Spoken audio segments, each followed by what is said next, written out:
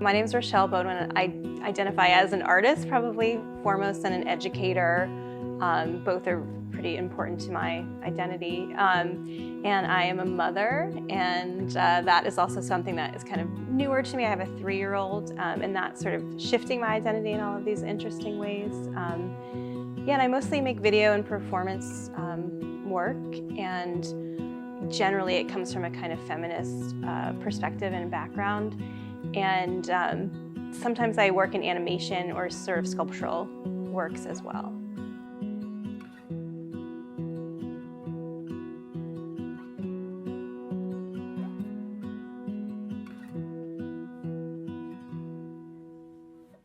I would say feminism has always been a part of my life and a part of my background, not even necessarily related to art, just growing up. I grew up in northern New Hampshire and I played ice hockey growing up, so I think from a young age I was very sort of adamant that girls were equal to boys and should be equal to boys, and for me that often came through hockey and sports. And then in art making I found feminism to be a helpful way to sort of tell other people's stories or different stories that we might not normally hear.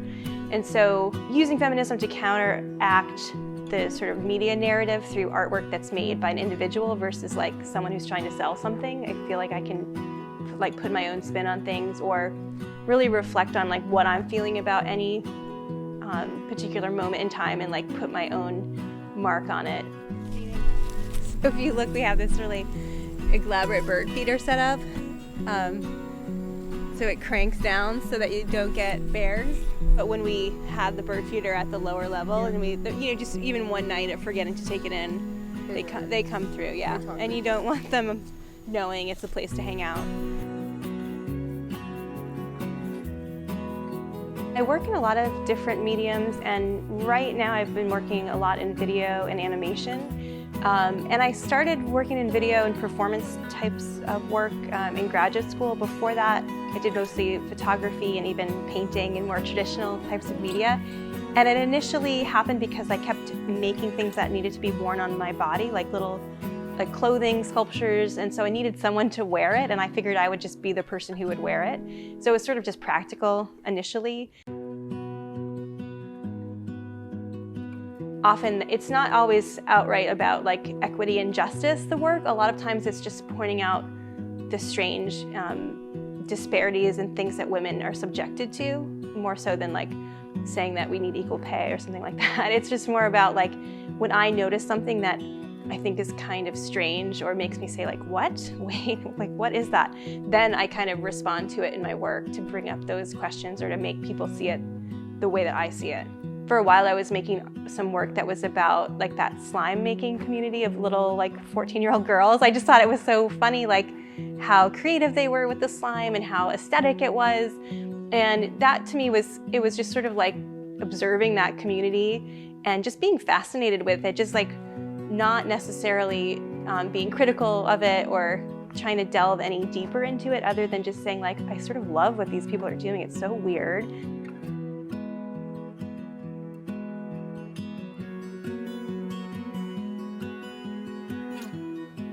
I don't even know that I would say my work is necessarily activist, right? But I think all art is sort of personal, and maybe all art is political. The act of making something is in itself maybe a kind of political statement, right? When you could just buy things instead, or you could consume things instead.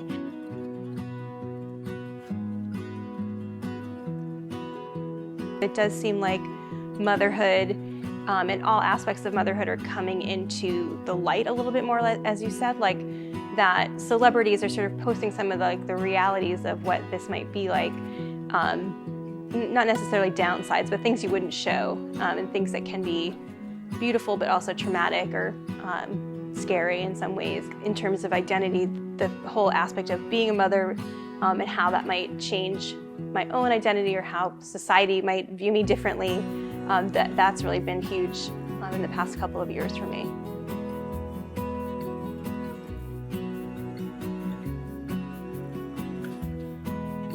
A lot of my work has to do with working out in the physical body as well. And I mentioned earlier that I played ice hockey, so doing sports and athletics has been part of my life. I used to play field hockey as well, part of my identity. And so those things sort of come into the work, and as an adult, not necessarily playing on like team hockey anymore, just going to the gym and lifting and working out was a big part of my adult life. So like I'm a spin instructor, and I like just think that that's a really it helps me balance out the studio work or teaching to have something else to do that I enjoy.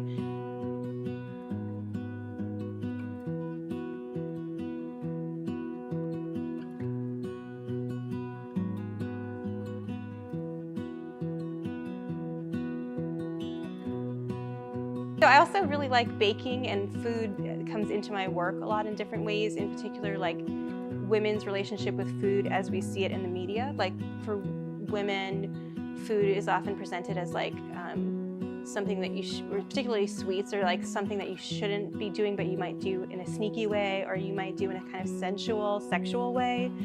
And so so I like baking and cooking a lot, and then I have this, I really do like eating sweet foods as well, and like donuts in particular, and so those things actually came into my work also, like the sort of pleasure of a like gourmet donut or something, and then the feeling that you almost like you can't really enjoy it, or that you shouldn't be enjoying it in this way, or it should be more secretive or something like that.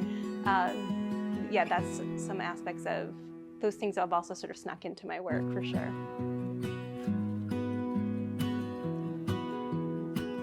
I think that I'm just interested in bringing a lot of these issues to light, like this invisible labor, like making that visible in some way, these types of jobs or things that are still not equal, even though we might be equal in some other ways. I think if enough people are talking about these things, then action might happen.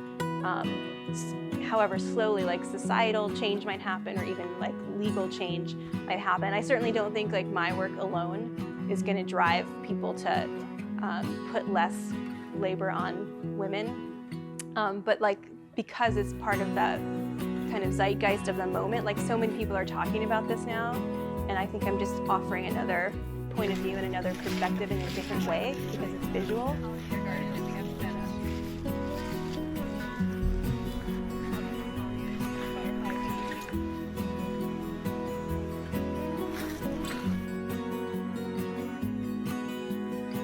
My name is Rochelle Beaudoin, and I'm an artist, and I'm a mother, and I'm a feminist.